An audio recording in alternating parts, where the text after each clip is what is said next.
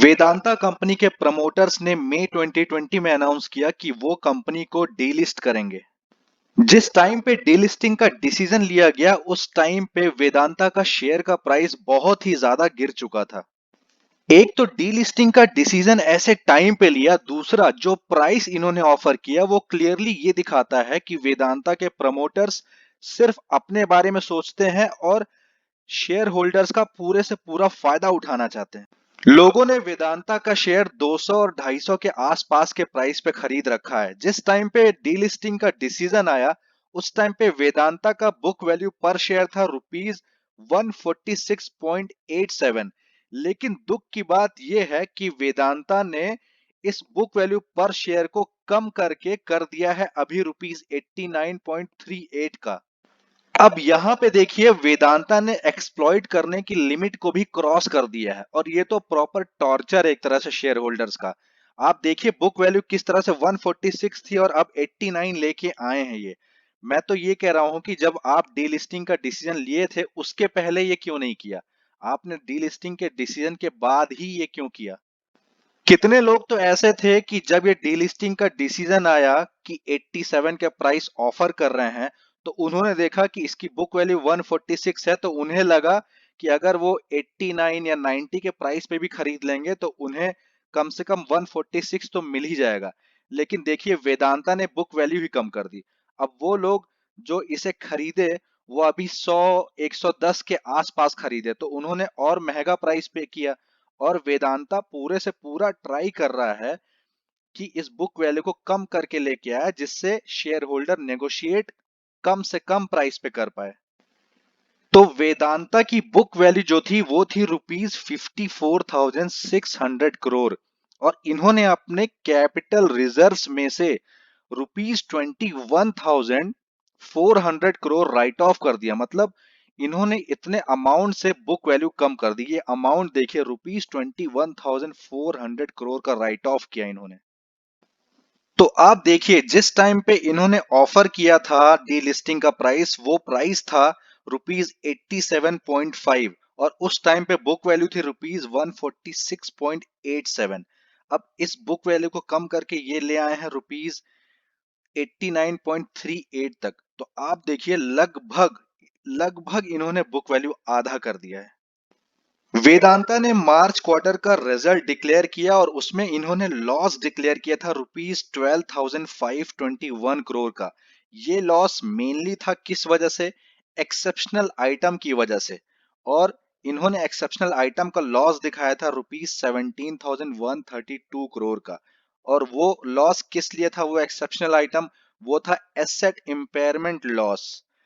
तो इन्होंने अपना जो इनके बैलेंस शीट में एसेट की वैल्यू थी वो कम कर दी रुपीज 17,132 करोड़ से।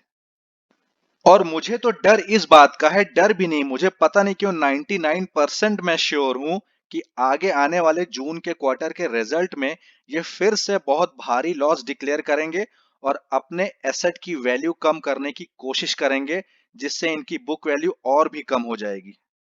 वेदांता ने माइनॉरिटी शेयर होल्डर्स के शेयर बाय करने के लिए मार्केट से फंड रेज किया है $3.15 बिलियन का, जो कि हम इंडियन रुपी में कन्वर्ट करते हैं तो हो जाता है 23,000 करोड़। इस 3.15 बिलियन के टोटल फंड में से 1.75 बिलियन टर्म लोन के थ्रू रेज किया है और $1.4 बिलियन बॉन्ड्स के थ्रू रेज किया है। तो चलिए अब हम कैलकुलेट करते हैं कि वेदांता क्या सोच रहा है, कितना पैसा हम लोग को ऑफर करना चाहता है। तो हम ये आइडेंटिफाई कैसे करेंगे, ये जो फंड इसने रेज किया है माइनॉरिटी शेयर होल्डर्स के शेयर खरीदने का, हम कैलकुलेट करेंगे कि ये फंड पर शेयर बेसिस पे कितना निकल के आ रहा है। तो वेदांता के करंटली जो नंबर ऑफ शेयर्स मार्केट में अवेलेबल हैं वो है 372 करोड़ और डीलिस्टिंग के लिए प्रमोटर के पास 90% स्टेक होना चाहिए। और करंट प्रमोटर स्टेक वेदांता में कितनी है, 50.1% की स्टेक है करंटली प्रमोटर्स की। तो इन्हें कितना एक्वायर करना पड़ेगा डीलिस्टिंग करने के लिए, कम से कम इन्हें एक्वायर करना पड़ेगा 39.9%। तो करंटली इनके पास 50.1% ऑलरेडी है। अगर ये 39.9% मिनिमम एक्वायर कर लेते हैं तो इनकी टोटल स्टेक 90% पहुंच जाएगी, जिसके बाद ये कंपनी को डीलिस्ट करा पाएंगे। प्रमोटर को 39.9% स्टेक एक्वायर करने के लिए कितने नंबर ऑफ शेयर्स बाई करने पड़ेंगे?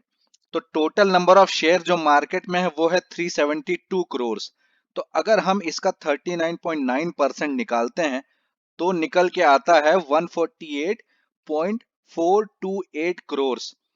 अब हमें पता है कि अमाउंट जो वेदांता ने बोरो किया है, जो कि ये अमाउंट है ₹23,000 करोड़, इसको इस टोटल अमाउंट को अगर हम नंबर ऑफ शेयर से डिवाइड करें तो हमें वो प्राइस पता लग जाएगा जो वेदांता हमें ऑफर करेगा 90% स्टेक लेने के लिए।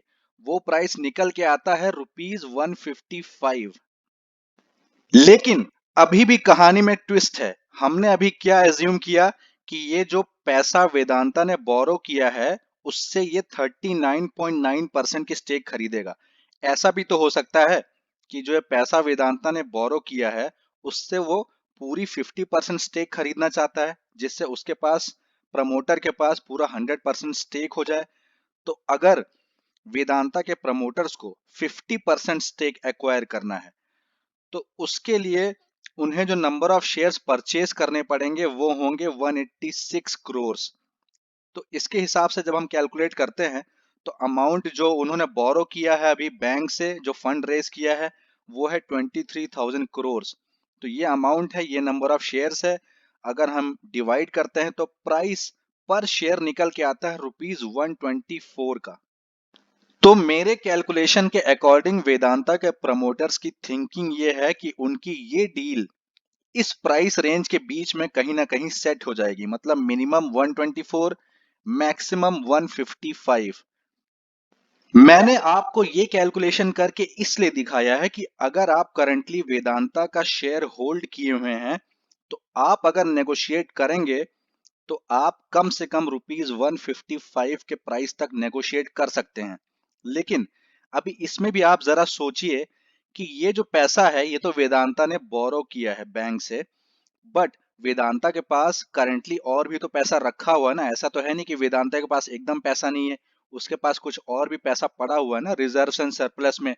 तो अगर वो पैसा भी आप ऐड करेंगे तो मैं तो आपको ये कहता हूं, मेरा ये सजेशन है कि आप अगर सही से नेगोशिएट करेंगे तो आप ₹155 के ऊपर के प्राइस पे भी नेगोशिएट कर सकते हैं। आप 160 तक कर सकते हैं, आप 165 तक भी कर सकते हैं।